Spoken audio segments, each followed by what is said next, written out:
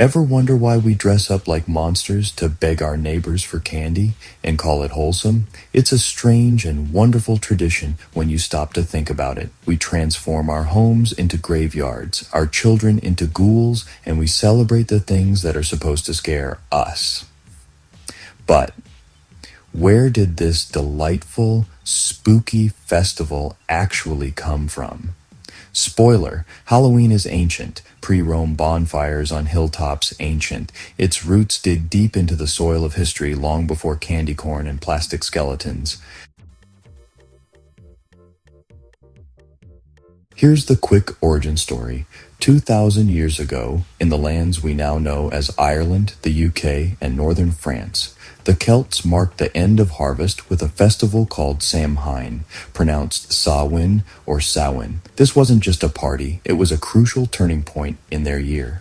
It was New Year's Eve for them, a thin liminal night when the boundary between the living and the dead supposedly blurred. They believed that on this night, the ghosts of the dead returned to earth, making it a potent and dangerous time. This wasn't about horror, but about a profound connection to the cycle of life, death, and rebirth. To prepare, communities doused their hearths, plunging their homes into darkness. And then druid priests lit massive, sacred bonfires on hilltops. These weren't just for light, they were for purification and protection, and each family would rekindle their home flames from that sacred blaze, carrying the protective fire back to their hearths to last them through the long, dark winter. To navigate this spirit-filled night, people wore costumes of animal hides and grotesque masks. The idea was to confuse any roaming spirits, either by blending in with them or by frightening them away. They left food and drink outside their homes as offerings to appease the spirits and ancestors, hoping to earn their goodwill for the coming year.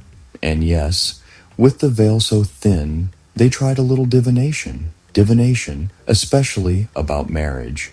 Young people would use apples and nuts to try and predict their future spouses. Divination about fortune, trying to foresee the prosperity of the harvest and the health of the community. And divination about fate, seeking guidance from the spirit world during its closest approach. Then, starting in 43 AD, the Romans rolled in. Over 400 years of occupation, some of their own autumn festivals began to blend with the Celtic tradition of Samhain. One was Feralia, a day in late October when Romans commemorated the passing of the dead.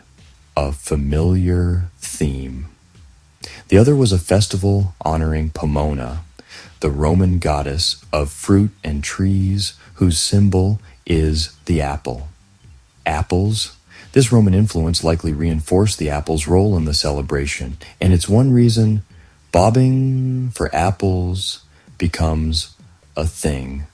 Flirty fortune-telling with a crunchy prize.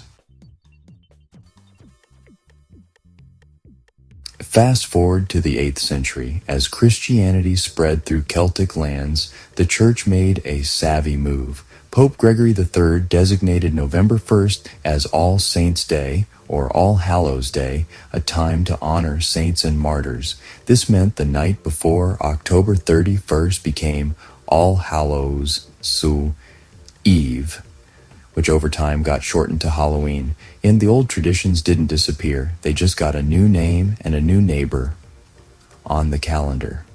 Medieval Europe adds its own layers. One was souling, where the poor, especially children, would go door to door on All Souls' Day, offering prayers for the dead in exchange for food, specifically soul cakes. And in Scotland and Ireland, there was guising. Young people would dress in costume and perform a song, a poem, or a trick in exchange for a treat, like fruit or nuts. Prayers for the dead, costumes, going door to door for treats. Sound familiar? But the holiday as we know it was truly forged in America when millions of Irish and Scottish immigrants arrived in the 19th century. especially during the Great Famine.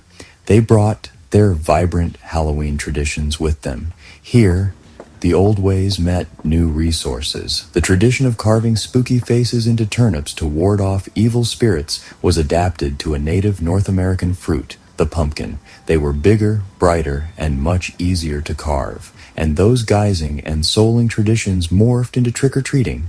By the early 20th century, it was becoming a community-friendly, kid-centered candy run, a way to channel youthful mischief into a supervised ritual. Costumes, once meant to fool spirits, expanded from ghosts and we are witches to literally anything you can imagine, vampires, astronauts, your favorite meme. It became less about disguise and more about creative expression. Today, for most people, Halloween is a secular holiday, a multi-billion-dollar industry built on fun, fright, and community. Haunted houses, porch skeletons, and glorious, unapologetic sugar comas. But even in its modern form, the ancient DNA still shows fire for protection, now in our jack-o'-lanterns and candles, masks for disguise, now a chance to be someone else for a night. Offerings to spirits have turned into treats for neighborhood kids. And that dance with the idea of death, that feeling of being just close enough to the unknown to be thrilling, but safe enough to enjoy it. And a quick note on the neighbors, just as Halloween wraps up, another beautiful tradition begins. Day of the Dead, or Dia de los Muertos, lands on November 1st and 2nd. While it shares a season and a theme of remembrance, it's distinct from Halloween. It's a joyful, vibrant celebration with private altars or ofrendas decorated with marigolds, sugar skulls, and the favorite foods of departed loved ones, all to welcome their spirits back home for a visit. It's less about being spooky and more about memory, family, and love. A different vibe, but part of the same universal human season of honoring the dead. And what about all those classic Halloween icons? They have stories too. Black cats and witches are straight out of European folklore and medieval superstition tied to centuries of stories about magic and familiars. Bats, they were naturally drawn to the insects that swarmed around the ancient Samhain bonfires. What was once a common sight is now a pure Halloween silhouette.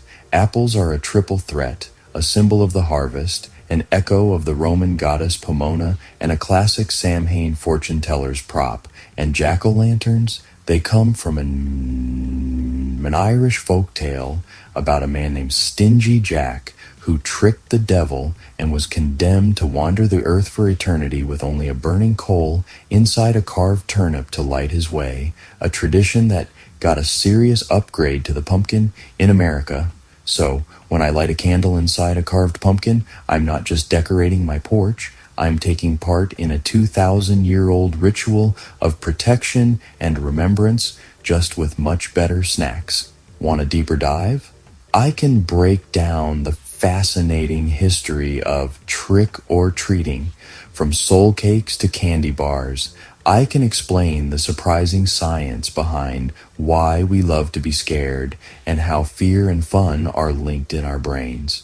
Or we can explore how Halloween and its sister festivals are celebrated today in Ireland, Scotland, the US, and beyond. The story of Halloween is as rich and layered as its history. Tell me what to unmask next.